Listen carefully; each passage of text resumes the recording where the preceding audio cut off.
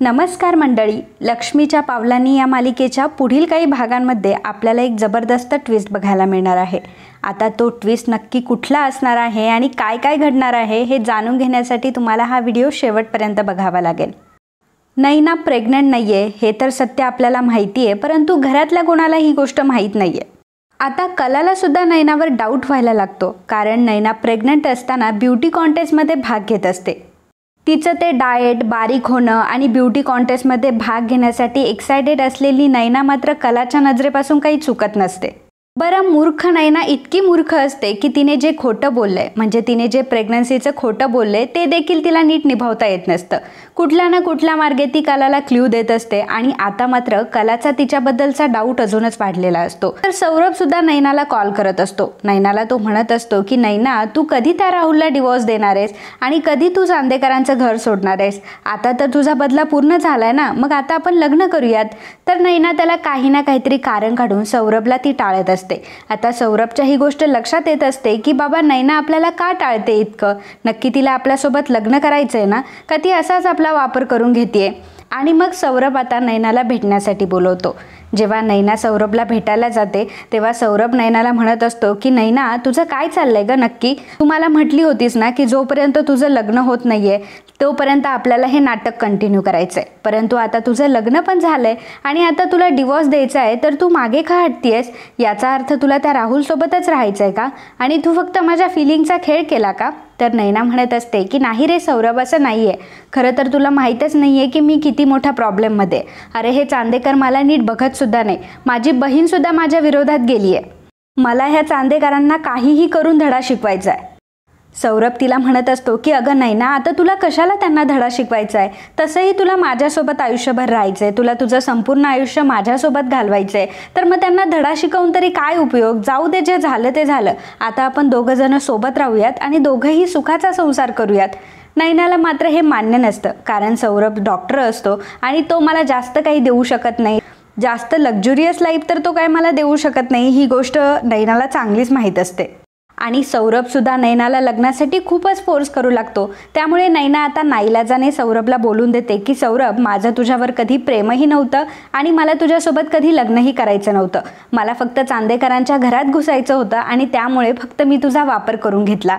ही गोष्ट जेव्हा सौरभ ऐकतो तेव्हा सौरभच्या पायाखालची जमीनच सरकते। ज्याने प्रत्येक गोष्टीमध्ये नैनाला सपोर्ट केला, अगदी प्रेग्नन्सीपासून तर नैनाच्या लग्न होईपर्यंत ज्या व्यक्तीने नैनाला सपोर्ट केलेला असतो त्याच नैनाने आता सौरभच्या पाठीत खंजीर खुपसलेलं असतं। सौरभला फार वाईट वाटत असतं। नैना सौरभला खूप बोलते आणि तिथून निघून जाते। जाता जाता सौरभला ती हे देखील सांगते की पुन्हा तू मला कधीच कॉल करू नकोस, कारण आता माझं राहुल सोबत लग्न झालंय आणि मी दिल्या घरी खूप खुश आहे, त्यामुळे प्लीज आता तू माझ्या लाईफमध्ये पुन्हा येऊ नकोस। तू कुठली एखादी चांगली मुलगी बघ आणि लग्न करून टाक, असं बोलून नैना तिथून निघून गेलेली असते। तर सौरभला मात्र फार टेन्शन आलेलं असतं, कारण ज्या मुलीची तो वाट बघत असतो तीच मुलगी त्याला सोडून गेलेली असते आणि सोबतच नैनाने खूप मोठा त्याच्यासोबत गेम केलेला असतो। ही गोष्ट सुद्धा आता सौरभच्या हळूहळू लक्षात आलेली असते। सौरभला सगळ्या गोष्टी आठवतात की याचा अर्थ चांदेकरांच्या घरात घुसण्यासाठी आणि राहुल सोबत लग्न करण्यासाठी नैनाने फक्त माझा वापर करून घेतला। नैनाने माझ्याकडनं खोटे प्रेग्नन्सी रिपोर्ट बनवून घेतले, ज्या कारणाने ती चांदेकरांच्या घरात घुसली। परंतु जेव्हा ती चांदेकरांच्या घरात घुसली तेव्हा मात्र तिने मला लाथ मारून दिली आणि या गोष्टीचा बदला घेण्याचा आता सौरभ ठरवतो। सौरभ एका अननोन नंबरवरनं कलाला कॉल लावतो आणि कलाला तो सांगत असतो की मी हॉस्पिटलमध्ये जाऊन नैनाचे रिपोर्ट चेक करा, खरं काय आहे तुम्हाला लवकरच कळेल, असं म्हणून सौरभने कॉल कट करून टाकलेला असतो। आता कलाला हेही समजत नसतं की तिला फोन करणारा व्यक्ती नक्की कोण आहे आणि कोणी तिला कॉल केला असेल। कलाला काहीच समजत नसतं, परंतु आता कला या गोष्टीची शहानिशा करण्यासाठी हॉस्पिटलमध्ये जाते। हॉस्पिटलमध्ये गेल्यानंतर ती नैना खरे हिचे रिपोर्ट मागते। तर डॉक्टर आता नैना खरेचे जे खरे रिपोर्ट्स असतात ते आता कलाच्या हातात देतात आणि ते बघून कलाच्या पायाखालची जमीनच सरकते, कारण कलाचे प्रेग्नन्सी रिपोर्ट हे निगेटिव्ह असतात। आणि मग कलाला मोठा प्रश्न पडलेला असतो की याचा अर्थ नैनाताईने ते पॉझिटिव्ह रिपोर्ट आणले तरी कुठून होते? नैनाताई प्रेग्नंट नाहीये आणि आतापर्यंत घरातल्यांना सगळ्यांना ती फक्त वेडं बनवतीये। तिला राहुल सोबत लग्न करायचं होतं म्हणून तिने एवढं मोठं नाटक केलं। त्यांच्या फिलिंगसोबत खेळली आणि घरचे तिच्यावर एवढं प्रेम करतात, घरात राहून खोटं बोलून तरीसुद्धा ती मनमानी करत असते, तिचंच खरं आहे असं वागत असते, घरात कोणाचं ऐकत नाही, आबांचा आदर करत नाही, घरात कुठलंही काम करत नाही आणि एवढं मोठं सत्यसुद्धा तिने लपवून ठेवलं. आता जेव्हा ही गोष्ट सगळ्यांना समजेल तेव्हा नैनाताईचं काय होईल? कलाला नैनाचा प्रचंड राग आलेला असतो आणि आता नैनाला जाब विचारण्यासाठीच ती घरी निघालेली असते. तर हॉस्पिटलमधून नैनाला कॉल आलेला असतो आणि नैनाला रिसेप्शनिस्टने सांगितलेलं असतं, कला खरे तुमचे प्रेग्नन्सी रिपोर्ट बघण्यासाठी आल्या होत्या आणि त्या तुमचा रिपोर्टसुद्धा घेऊन गेले. आता तुम्ही आमचे पेशंट आहात म्हणून तुम्हाला ही गोष्ट सांगणं गरजेचं होतं. त्यांनी तुमची बहीण असल्याचं सांगितलं, त्यामुळेच आम्ही त्यांना रिपोर्ट दिले. तर नैना त्यांच्यावर खूप रागवत असते आणि म्हणत असते की तुम्हाला कोणी शहाणपणा करायला सांगितला होता? तुम्ही तिच्या हातात रिपोर्टच कसे काय दिले? नैनाने आता फोन ठेवलेला असतो आणि नैनाला आता परिस्थितीची जाणीव होते की याचा अर्थ कलासमोर माझं सगळं सत्य आलंय. तर मी प्रेग्नंट नाहीये हे सत्य आता कला सगळ्यांना सांगेल का? आणि तसंही ती सत्याची देवता आहे म्हटल्यावर तिला तर खोटं चालत नाही आणि आता ती माझ्या सगळ्यांसमोर भांडं फोडणार ही गोष्ट आता नैनाला समजते आणि आपली या घरातून हकालपट्टी सुद्धा होणार आहे ही गोष्ट सुद्धा आता नैनाला समजलेली असते. आणि मग नैना लगेचच आता कलाकडे जायला निघते.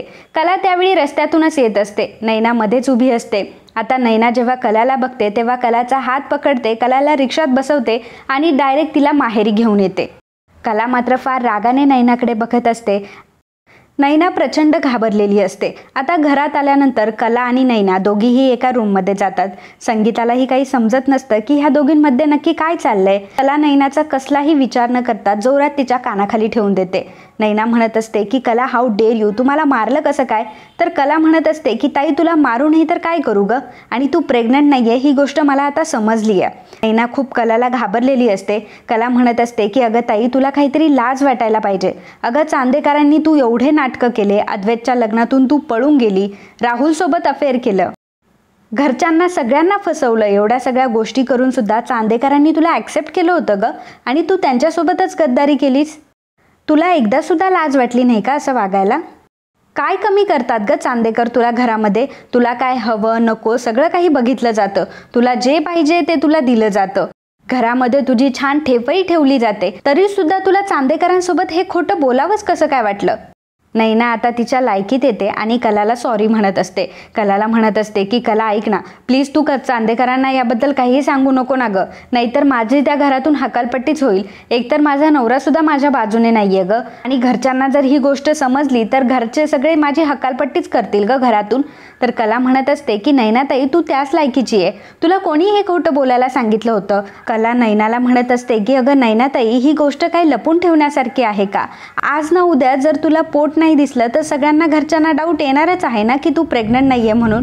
नैना म्हणत असते की ऐक ना कला, तेव्हा मी काहीतरी करेल, परंतु प्लीज तू आता काही करून घरच्यांना काही सांगू नकोस, नाहीतर माझी खूप जास्त वाट लागणार आहे. नैना कलाच्या अगदी हातापाया पडत असते. कलाला ती म्हणत असते की प्लीज कला असं करू नकोस. हे बघ अगं माझ्या संसाराचा प्रश्न आहे, जर आता तू जर हे लपून ठेवलं ना तर माझा संसार वाचेल ग, प्लीज असं नको करूस. अगं राहुलसुद्धा माझ्या बाजूने नाही आहे, माझी सासूसुद्धा माझ्या बाजूने नाही आहे, प्लीज मला समजून घे आणि प्लीज हे घरात कोणालाच सांगू नको. परंतु कला म्हणत असते की नाही ताई ही गोष्ट तर मी आता घरात सर्वांना सांगणार आहे, कारण तू वागलीच तशी आहे.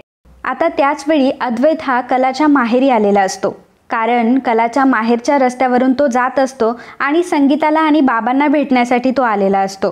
आणि जेव्हा त्याला समजतं की कला ही घरामध्येच आहे त्यामुळे कलाकडे जाण्यासाठी तो निघतो आणि दारामध्येच थांबतो. आणि त्याचवेळी त्याला मोठं सत्य समजतं की नैना ही प्रेग्नंट आहे आणि कलाला ही गोष्ट माहिती आहे की नैना प्रेग्नंट आहे. बाकीची कुठलीही गोष्ट अद्वैतने ऐकलेली नसते आणि अद्वैत आता तसाच तिथून निघून जातो. तर कलासुद्धा आता घरच्यांना सांगण्याचं ठरवते. नैना प्रचंड घाबरलेली असते, परंतु अद्वैतला मात्र कलाच्याबद्दल प्रचंड मोठा गैरसमज झालेला असतो आणि त्याला असं वाटत असतं की याचा अर्थ खरे माझ्यासोबत खोटं बोलली, तिला तिच्या बहिणीला माझ्या भावासोबत लग्न लावून द्यायचं होतं आणि म्हणूनच तिला नैनाचं सत्य माहीत असताना सुद्धा तिने आमच्या सगळ्यांपासून हे लपवलं. याचा अर्थ नैना जितकी गुन्हेगार आहे तितकीच गुन्हेगार कलासुद्धा आहे.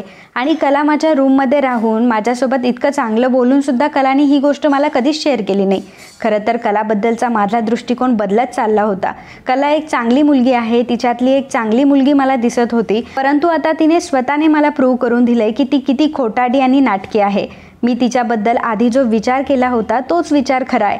खरं तर खरे ही कोणासोबत खरं बोलूच शकत नाही. ती फक्त प्रत्येकाला फसवू शकते. लग्नाच्या वेळीसुद्धा तिने खूप मोठा माझा विश्वासघात केला आहे आणि आतासुद्धा तिने माझा प्रचंड मोठा विश्वासघात केला आहे. खरं तर मी कलाच्या जवळच जायला नको होतं. तिच्यासोबत फ्रेंडशिपसुद्धा करायला नको होती आणि आता या गोष्टीचा मला खूप त्रास होणार आहे. आता फक्त कला घरी येऊ दे, मी तिला जाब विचारणारच आहे या गोष्टीचा, असं म्हणून अद्वैतने आता कलाला बोलण्याचं ठरवलेलं असतं. नैना तर घाबरलेली असते आणि कला आता घरच्यांना सांगण्यासाठी घरी निघालेली असते. तर मित्रांनो, या पुढचा ट्विस्ट काय असणार आहे हे आम्ही तुम्हाला पुढच्या काही भागांमध्ये सांगणारच आहोत. तोपर्यंत अजूनही जर तुम्ही चॅनलला सबस्क्राईब केलं नसेल तर प्लीज चॅनलला सबस्क्राईब करा आणि हा व्हिडिओ आवडला असेल तर व्हिडिओला लाईक आणि कमेंट करायला विसरू नका. धन्यवाद.